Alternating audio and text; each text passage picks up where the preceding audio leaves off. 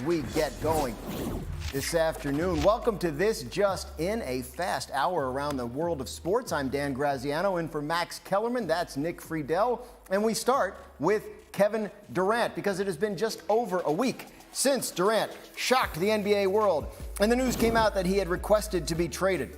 KD's old teammate Draymond Green on his podcast offered support for Durant's position. Take a listen to this.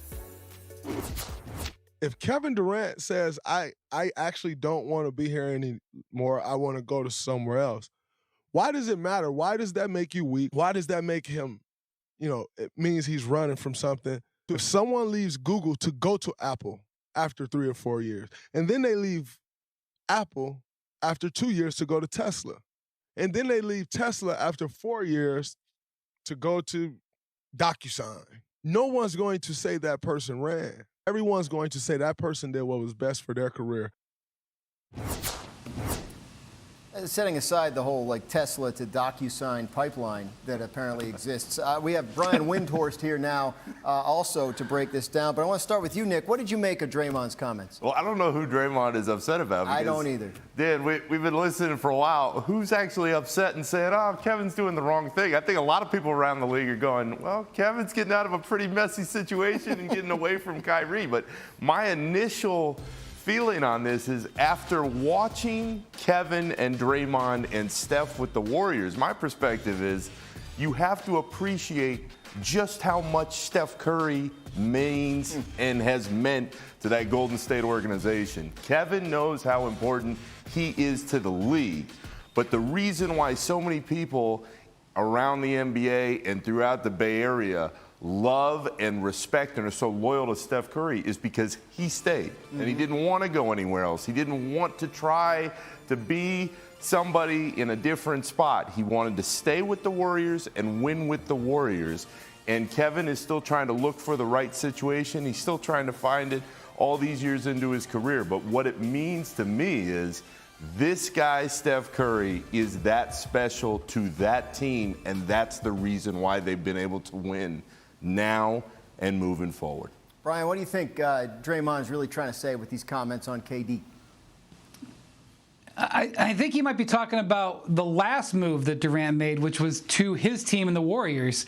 That's when people said he was running from something and called him different names. I'm not sure that anybody, other than if you're a Nets fan, cannot understand, as Nick said. And Draymond's point about players, using leverage, I think we all understand that. I think all of us in various times in our lives are in leverage positions and positions where we're being leveraged. Even within the NBA, there's a precious few players who can actually ask for a trade and get it. There are players out there right now who have asked for trades from their team, and their teams are not granting it. But Durant is one of those players, even though he's got a 4-year contract. So I think that it's certainly a situation that is not something that is ideal in the NBA. Adam Silver has talked about this. He's talked about how he wants players to honor their contracts. It's something that I'm sure is going to be discussed in the upcoming collective bargaining agreement negotiations. But I'm telling you, no matter what they do, Durant is going to have that power. The issue at the bedrock here is that you have a team that's kind of crippled, and the player can do it, and that's not going to hasn't changed in years, and it's not going to change for years to come.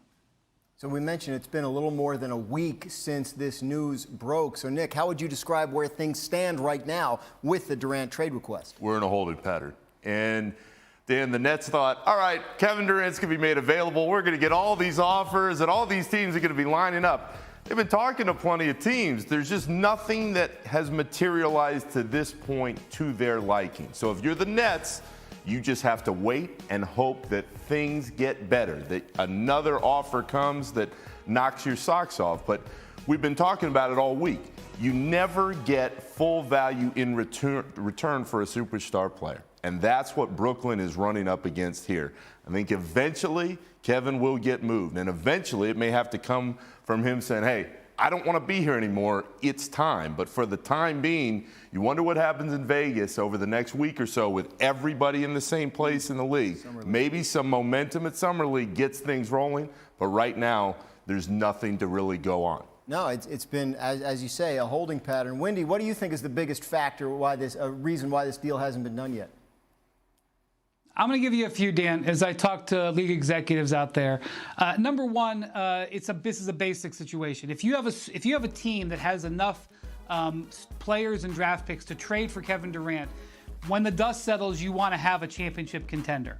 And that is hard to do. Number two, Kevin Durant makes over $40 million a year. Assembling a trade that satisfies the Nets in terms of the players they're getting back and qualifying for by the NBA trade rules is not simple. Third, even though it looks like at the outset, when you hear that a player like Kevin Durant is under a 4-year contract, like one of the first things we said was, oh my gosh, we never see stars demand trades who have these contracts. It sounds like in the marketplace that isn't turning out to be as valuable, because while everybody recognizes he's still an MVP level player, there is some assumption of risk when you're going to be paying him over $50 million when he's age 37, 38. That is something the teams have directly told me is something that they're trying to pricing in. And fourth, one of the most important things here is nobody has to meet the Nets price. The Nets price is here. What they have to beat is the price of everybody else. And that is the delta that we're in right now, the difference between those two benchmarks. So this is what makes Brian Windhorst so great. I asked him for a reason why this hasn't happened yet. He gave me 4 outstanding work. More from these guys. That is for sure. And they also have 2 future Hall of Famers currently on the roster. There you go. You know them well. Kevin Durant, Kyrie Irving. One of the most dramatic off seasons we've seen in years because of this team. Quick timeline, things started to get interesting back in April when Brooklyn was eliminated by the Celtics in the first round. As the first time either KD or Kyrie was swept in an NBA playoff series ever in their careers. Last week, all the noise surrounding his future, and Kyrie dared to be different. He opted in to his player option, $36.5 million option. Remember, this came after he gave the organization a list of teams he would prefer in a sign-and-trade deal. For now, he's there. And just 3 days after that, Kevin Durant, it was reported that he made a direct trade request to team owner Joe Tsai. The Suns and the Heat among the teams on his wish list. But the Nets, they're looking for a massive haul for the former MVP. NBA reporter Nick Friedel is here now. And Nick, okay, we all know now that the Suns and the Heat are at the top of his wish list. That was a week ago. What are you hearing today? Oh, Sage, it's all frozen right now.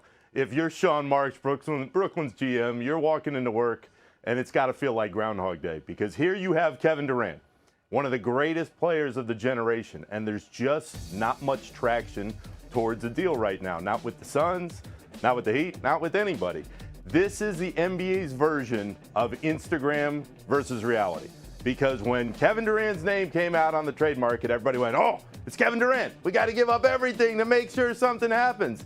And the reality is right now, all these teams are kind of waiting, and they're biding their time, and they're trying to see what else may be out there. Now, with the entire league coming to Vegas, you think maybe there might be some action. Something might pick up. But the feeling across the league right now is this might stretch out for a couple more months. And it's going to boil down to Durant saying, all right, I want to get out of here. Let's make something happen. But for right now, everybody's being patient. And Sage, if you're the Nets, what rush are you in to move Kevin Durant, a generational talent who you don't want to move anyway? 100%. And also, if you're those other teams, why are you in a rush when you know that you're going to probably have some leverage when KD definitely wants out? So this is going to be, I don't know if fun's the right word, Nick, but interesting to watch it play out. Fun for us, maybe. Also, from KD to Kyrie, how close are the Nets to finding him a new home? There's a lot here. Oh, yeah. There are always layers with the Nets, Barry's favorite team. But as far as Kyrie goes, he's probably going to have to wait till KD does something, because that is the big domino to fall. And the issue for the Nets right now is the only team you keep hearing about as far as Kyrie's future is concerned is the Lakers. And Sage, they know it. And they want to give up Russell Westbrook's contract to anybody that will take it, especially Brooklyn. And Sean Marks and the Nets are going, Russell Westbrook? Even if you attach a pick or two, Russell Westbrook is not the Russell Westbrook of a couple years ago. So this is really going to be a waiting game.